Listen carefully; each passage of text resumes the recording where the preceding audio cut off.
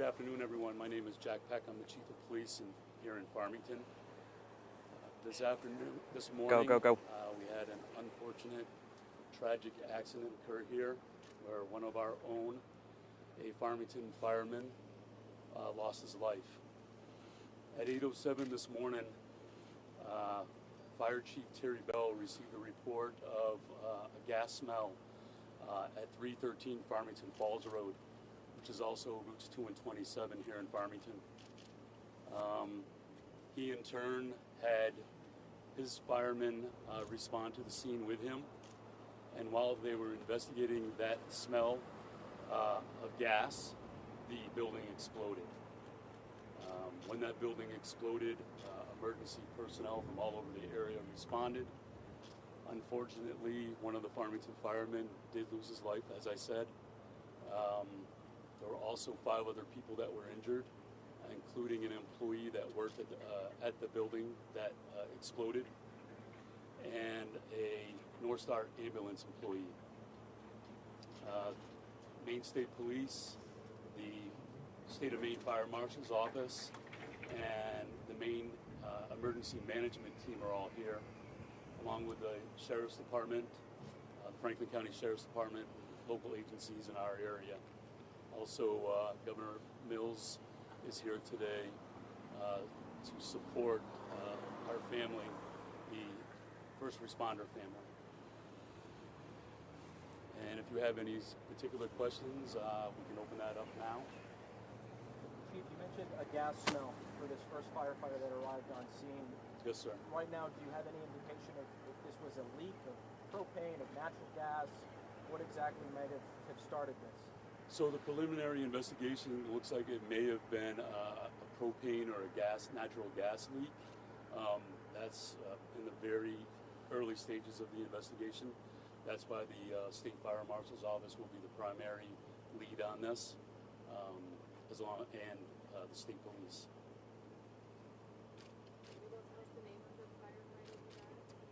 Not able to release that right now. We're still trying to notify family members. We want to make sure all family members have been notified.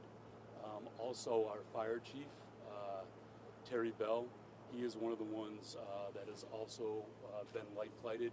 So 6 people have been life flighted. They all were taken to Franklin Memorial Hospital originally, but all of them have been either life flighted or transported by ground ambulance to local hospitals in the state of Maine. And that's 4 firefighters, 1 employee, 1 ambulance, 1 first responder. And can I defer to Mike Senecal? You know the answer, Sheriff, to that specifically? Yeah.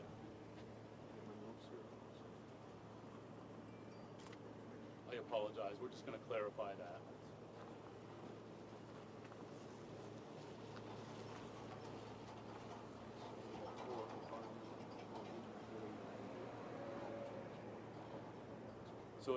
So I think it's 4.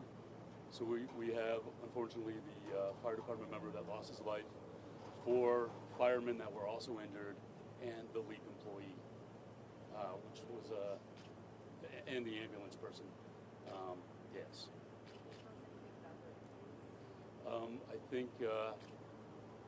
Actually, Sheriff Nichols was one of the first responders, and he actually helped pull some of the victims from the scene. And I think they had majority of them were burn victims, consistent with a blast. I mean, it was a very large explosion. Some of you may have seen already.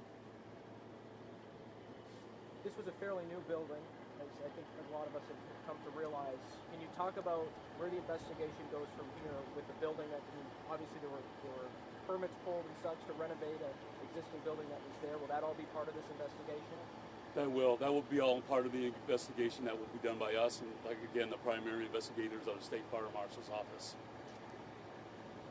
Can you talk about how your departments are doing? Obviously, the fire chief is a big part of this community. His department is reeling and pushing for his recovery. How are the Farmington Police, Farmington Firefighters, Sheriff's Department all doing? So all of us are one big family. We all know each other, especially in a small town. We all know the fire chief. We all know the fireman that was killed today. and it affects us tremendously. We all feel for his family as well as the firefighter family. So yes, it affects us deeply. Has there ever been a firefighter death in this town? I don't believe that there's ever been a firefighter death in this town. At least not in the line of duty that I'm aware of. Governor Mills, this is your home community. When did you first hear about what happened? And Early this morning, shortly after it happened. And we are a strong community, very close-knit community. But we want to protect all other communities from this kind of thing happening too, and make sure that we get to the cause and origin and exactly what happened and why, and make sure it doesn't happen to anybody else again. Meanwhile, our hearts go out to all the families of the injured and the deceased, and to all the people of this community, of which I am a proud member. Did you know the victim, Governor? Yes. And as difficult as this is going to affect Farmington for a very long time. The people who were injured today and killed were part of their full-time staff, and they were the ones who were the primary call. And we all know how difficult it is to man fire departments within the state, and this is really significantly going to impact Farmington and the surrounding communities. Farmington's very busy, they're very professional, and it's going to be a struggle to overcome this loss. Sheriff, as one of the first people on scene, I know we have not been able to be up that far yet, but we've seen some pictures and such. Can you just describe for us what the scene is like up there? You know, I spent a year in Iraq. It's about the closest I can explain it. It was just total devastation.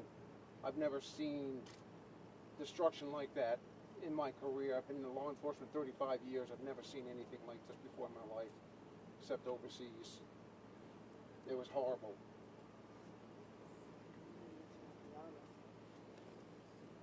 I know some of us have heard reports that there had been a school bus that had picked up some people a little while before all of that. Is that something you can speak about?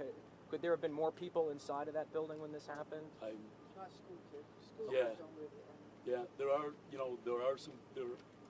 there's some trailers behind the scene, but I'm not specifically aware.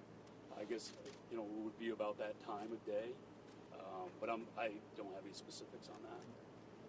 While we were out there conducting recovery, we were able to come across several people living out there and children, and everybody appeared to be fine, but shaken but fine. Yeah. But the devastation is just incredible. Can you tell us about some of the damage to the houses surrounding the level of damage? Well, somebody described it. They said it looked like 9/11. I mean, it's just complete devastation, consistent with a large explosion. So, I mean, there was vehicles that were damaged, houses that were adjacent to this particular building, and they suffered, probably structural damage. It looks like, and I heard people tell me that they felt the blast all the way in Wilton, the next adjoining town. Wait, can we assume that so the employees were inside, however many, they smelled the smoke, they got out. So just the one maintenance man is still inside there? Yes, that's When the firefighters went in? yes, that's my understanding. I'm not even sure if he was in the building. He may have been outside the building. And how many employees were there? That I don't know. Is this something that you guys train for? We hear about training that departments across the state go through. Sure, we all train, as you can see, the state police, the sheriff's department, and all the local agencies, along with fire and EMS. We train, but I don't know that we've ever trained for something that we saw this morning. And we certainly don't, expect to lose somebody that we've worked with for years and a loved one, a member of our family. In that training, is there any technology in place that you have to sense these kinds of things, to sense the level of gas and that sort of thing that would tell you to get the heck out of there? So the police department doesn't, and maybe I could defer. Obviously, there is technology out there, but the circumstances as you see it presented, it depends on what you have foreseen when you get there as to what you're able to put into place to help alleviate that circumstance that's going on. Obviously, the timing of this issue was such that very little actual tactical capabilities were able to be deployed before the explosion took place, and consequently it had the impact on personnel as much as it did the operations itself. Is any any of the fire equipment damaged in the explosion? So there was a. So the question was there any fire apparatus that was damaged? And yes, there was. In fact, a ladder truck was damaged, and it's my understanding that it's not in service. Probably won't be for some time. And we have another ladder truck coming up from, I believe, the Augusta Fire Department. Another question for the fire marshal. You've been on a number of these explosions over the years. We see that everything is basically gone. If there was some malfunction with this heating system, for example, would you still be able to figure out what happened? It really is hard to say, Keith. You know, I mean, we'll put the pieces back together that we get from the puzzle and see what we're able to conclude as a result of that. Given the circumstances we have right now, it's just an unknown. But nothing to point to anything beyond accidental here? No, there's nothing to indicate that, you know, it appears to be accidental. Yeah. Is there anything else you can tell us about the victim in terms of family, anything like that? No, other than he's a longtime member and community member here in Farmington. What about the conditions of the people who were flown out? I mean, are some of these folks critical, or what is the status of them? You can. I actually can't speak to that all that well. I know that they, were life flighted or brought by ground transportation to other hospitals, but I honestly can't speak to it at this point. I just don't know. It seems that the people who were inside the building that work there and such did everything right. They evacuated everybody when they smelled smoke, called the fire department. Is that the understanding here? That is my understanding, yes. Want to just tell us what happens for the rest of the day? How long you think you're going to be on scene?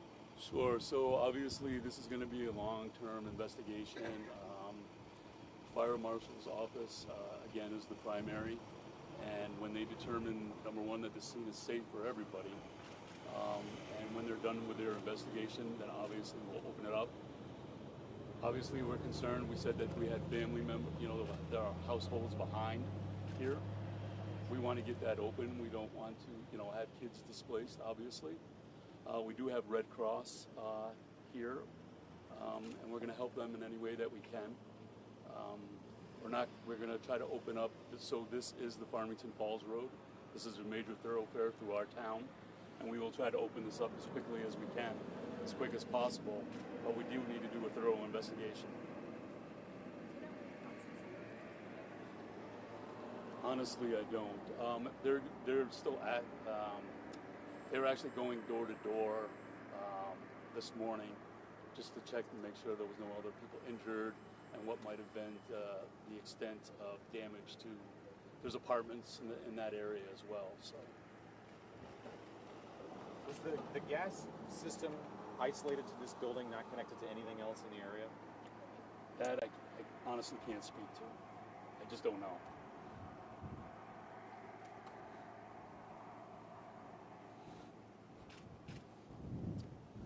Is there anything else you'd like to say, Governor? No, just my condolences again to the family of those injured and the one deceased. And we're going to get to the bottom of this as much as we possibly can to protect this community, to protect all other communities, and make sure this doesn't happen again. Just a couple of other points. We'll attempt to get the names and the injuries later in the day. The firefighter who is the victim will be removed by the state medical examiner's office this afternoon, and there will be a procession from the scene to the state medical examiner's office, down Route 2 to Route 27 to Augusta. I'm anticipating that's going to be a mid to late afternoon. And we will give you more updates, most likely with an email blast later in the afternoon. Thank you for coming. Thank you. Thank you all.